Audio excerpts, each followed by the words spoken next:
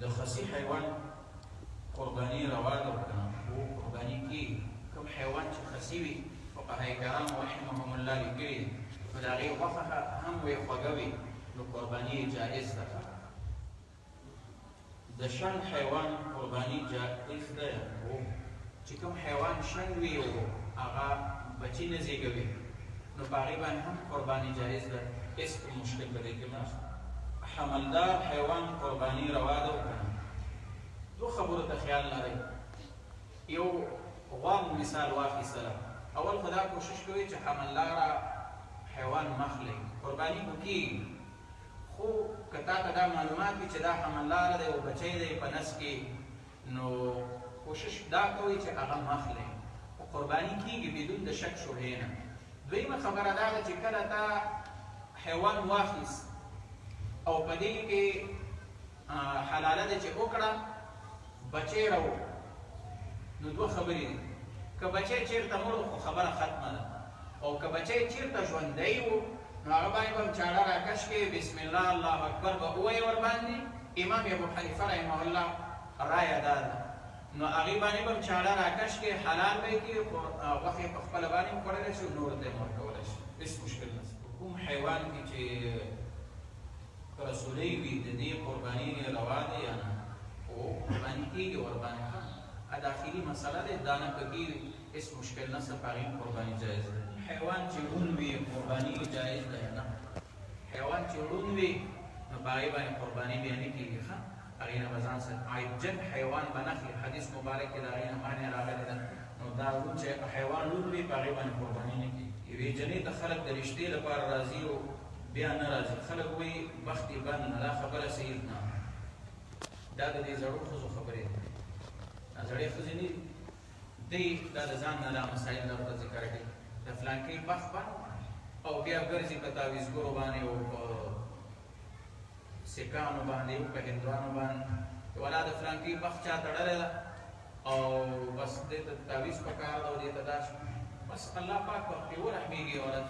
نو دا غلطې خبرې دا غلطه عقیده ده. د مړي لپاره قرباني روا ده یا نه؟ بلکل روا ده. خو دوه خبرو ته خیال لرئ. یو دا که چېرته یې وصیت کړی وي پلار یا مور چې زما د طرف نه به ته قرباني کوې نو د هغه د ترکې د هغه د مال چې کومه حصه پاتې وي هغې نه ته قرباني کوې نو هغه غوښه به بلکل نه خورې، ټوله به فقراو مساکینو ته ورکوې. او که چېرته وصیت یې نه کړی پلار او مور او ته تبرع احسان کې تا ته الله وسه درکړې ده چې پلار مې دی مور مې دی نو بیا د هغې دپاره څنګه چې خپله د غوښې حصه 3 تقسیمه کوي نو دغه شان به بیا د هغه د غوښې حصه هم 3 تقسیمه کوي، په خپله هم خوړلی شي او نورو فقراو مساکینو ته یې هم ورکولی شي. او څنګه چې تا ته خدای پاک اجر درکوي که نه دغه شان به ستا پلار ته او ستا مور ته چې په قبر کې پراته دي که نه مکمل اجر رسېږي او ذره پرې په هغې کوم شک نشته. او ځکه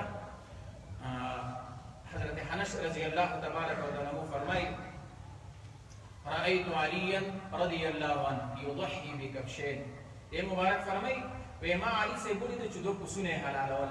وی ما ورته ویل علي صاحب څه کوې خو یو پسه دی حلال که یو قرباني ده در باندې نو دا بل څه شته حلالی.